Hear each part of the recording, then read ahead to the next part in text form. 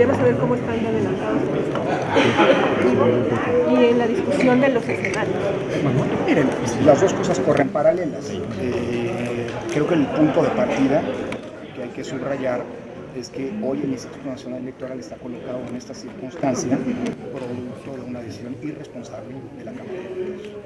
Nosotros presentamos el presupuesto más ajustado de nuestra historia, atendiendo a, digámoslo así, los tiempos, llamado de austeridad y de ejercicio acotado de los recursos para permitir la mayor disponibilidad de dinero público para atender los grandes problemas nacionales, y eso no fue objeto de una valoración por parte de la Cámara de Diputados, que irresponsablemente aplicó a esta institución, cuando se había presentado el presupuesto más bajo en nuestra historia, el recorte más grande de nuestra historia.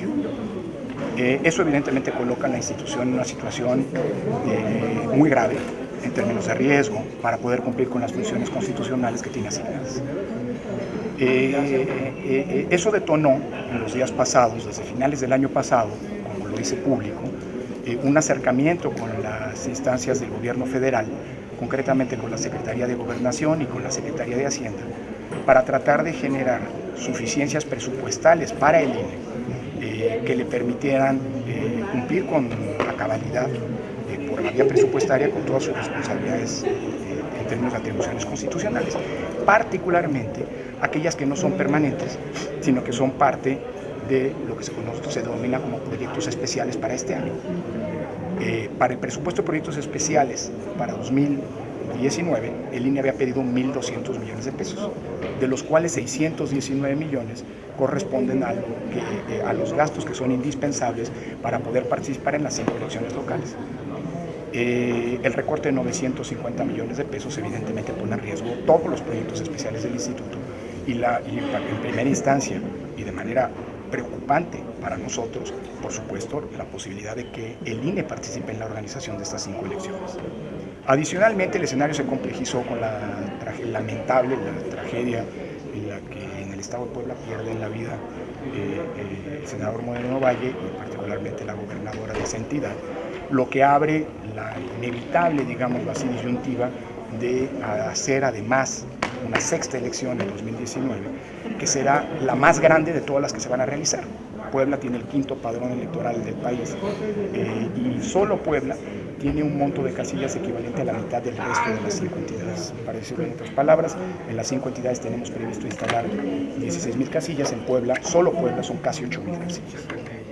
Afortunadamente, de manera contrastante con la irresponsabilidad con la que actuó la Cámara de Diputados Federal, el Congreso de Puebla generó una suficiencia al aprobar su presupuesto de 450 millones de pesos, que permite de manera, digamos, total la participación del INE en la organización de esos comicios. 450 millones de pesos es un monto que, digamos, coincide con las cuentas preliminares que el Instituto Nacional Electoral ha realizado para poder atender a plenitud su responsabilidad en la organización de esos comicios. Es decir, para decirlo en pocas palabras, hoy los comicios de Puebla, gracias a una actitud responsable del Congreso del Estado, por la vía presupuestal, están garantizadas y estamos atendiendo en ese sentido a que el propio Congreso de Puebla emita la convocatoria, que esperamos, también ha habido interlocución en ese sentido de parte del INE, que se realice en el día 2 de junio junto con las otras 5 elecciones, porque eso conviene desde el punto de vista logístico al Instituto Nacional Electoral. Entiendo que ha habido muy buena recepción en ese sentido, es decir, es una actitud como se esperaría de un ente legislativo. El problema está en las otras 5 elecciones, por eso el acercamiento y lo quiero decir con todas las letras, la responsabilidad con las que tanto la Secretaría de Gobernación y la Secretaría de Hacienda han, digamos, compartido esta preocupación con el INE y estamos trabajando en una ruta para que se generen esas suficiencias presupuestales y se subsane la situación de riesgo en la que nos colocó y en la que colocó la participación del INE en las 5 elecciones restantes, las ordinarias, la Cámara de Diputados.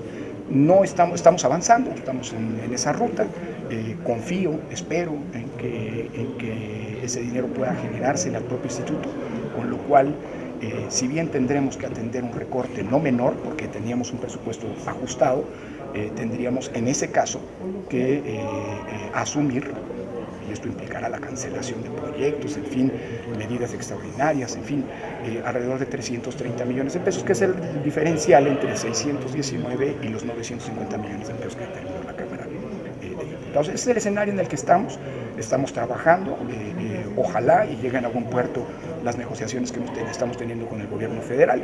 Vuelvo a insistir, hemos tenido una buena recepción en términos de esa preocupación y estamos trabajando para construir las rutas que en su momento de concretarse pues, serán hechas del conocimiento de todos ustedes.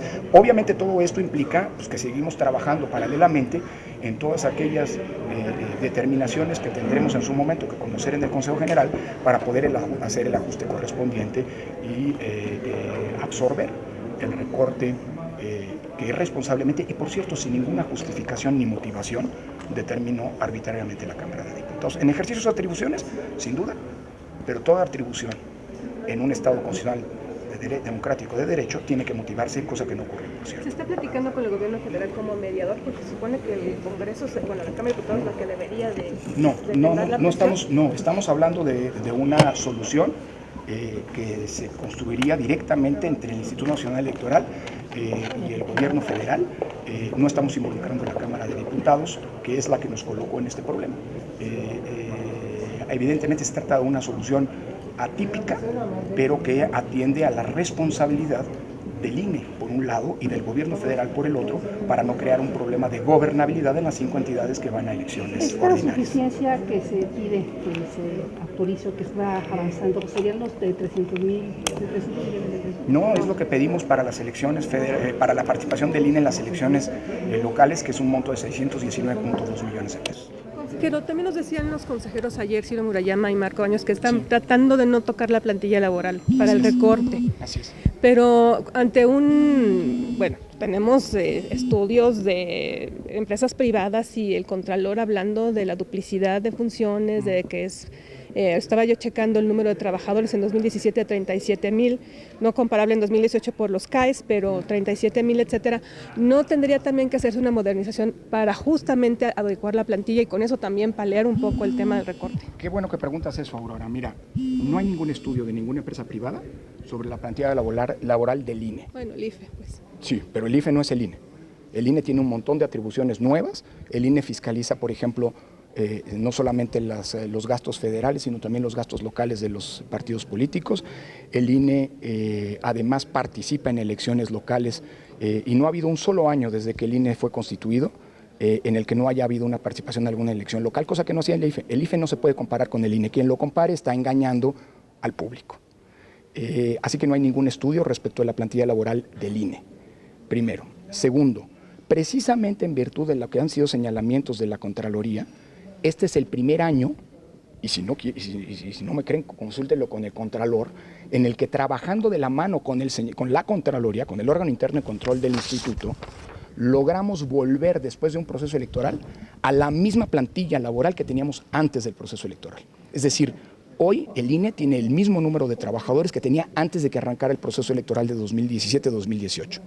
Nunca había ocurrido esto, y esto se hizo precisamente atendiendo una observación recurrente del propio Contralor, cosa que el mismo Contralor ha señalado y ha evidenciado como un esfuerzo precisamente en avanzar. Sin lugar a dudas estamos, y todos los años lo hacemos, en un ejercicio de ir definiendo y depurando y modernizando a la institución. Pero eso no se puede hacer, eso es una operación quirúrgica, porque lo que estamos hablando eventualmente son de plazas que tendrían que clausurarse. Y una operación quirúrgica se realiza con bisturí, no con machete, como se ha pretendido por parte de algunos. Como los ductos. Por lo tanto, yo no hice ninguna... Eso, pónganle, que quede claro quién lo dijo, yo no. Por lo tanto, nosotros estamos convencidos que la austeridad no está divorciada, al contrario, con la modernización, y vemos estos tiempos actuales, lo digo con todas las letras, como un espacio muy importante para continuar y acelerar la modernización de la institución.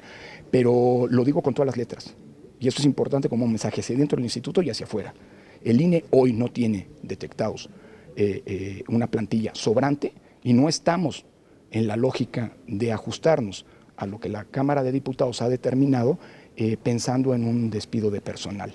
En todo caso, estaremos viendo qué programas se suspenden. Nuestra prioridad, eso lo digo con todas las letras, es garantizar el servicio que el INE le da a las y los ciudadanos. El INE es de la sociedad y el INE va a cumplirle, como siempre le ha cumplido a la sociedad, con la emisión puntual de la credencial para votar con fotografía. Por cierto, una credencial que este año se va a modernizar y que va a dar mucho mayor seguridad a las y los ciudadanos, porque para ellos trabajamos.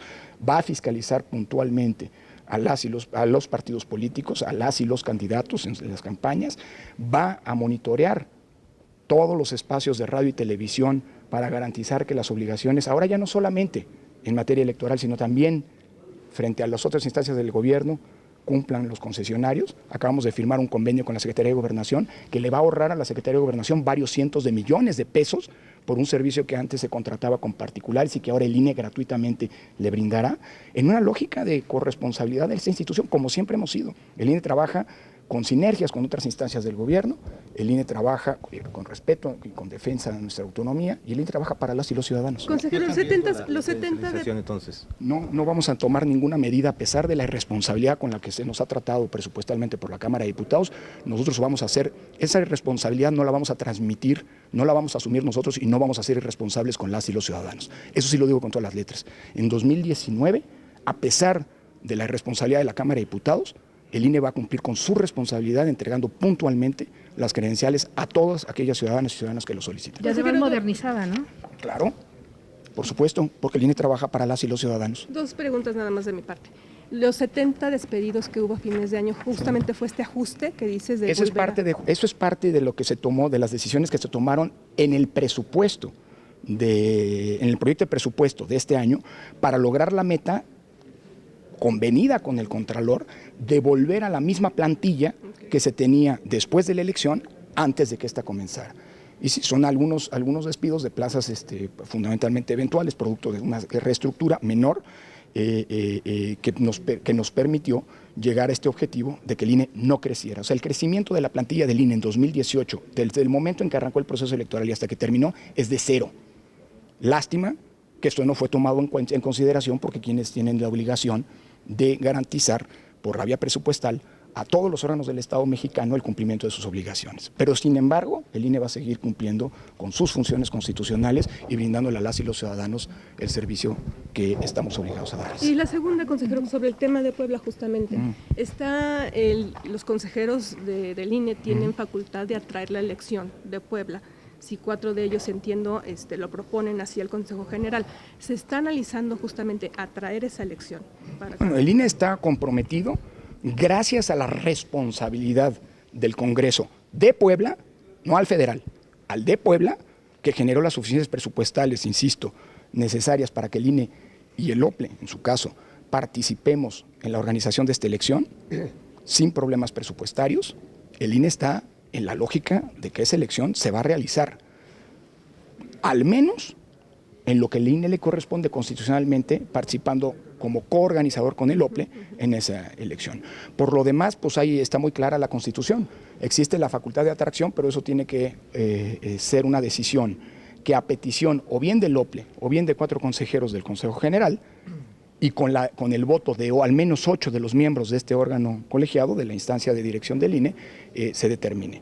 Pero eso se analizará si existe una petición en ese sentido, y sobre todo cuando existan la convocatoria de la elección de Puebla, porque a pesar de que sabemos que va a haber elecciones en Puebla, el Congreso local todavía no las ha convocado. Nosotros estamos atentos a la convocatoria que tendrá que ocurrir en los próximos días, y esperamos y confiamos, gracias a la responsabilidad con la que se ha actuado en ese estado, que la elección se realice el día 2 de junio, igual que las otras elecciones, 5 elecciones que se van a realizar. ¿Hay motivos o alguna situación que haga pensar que podría atraer el INE esta elección como lo marca la propia ley? Vamos a analizar en su momento, no quiero adelantar ningún juicio en ese sentido. Será una decisión, si se plantea, que tendrá que analizar el propio Consejo General. Lo vamos a hacer como siempre lo hemos hecho, con toda la responsabilidad del caso. Gracias. Gracias, buen año.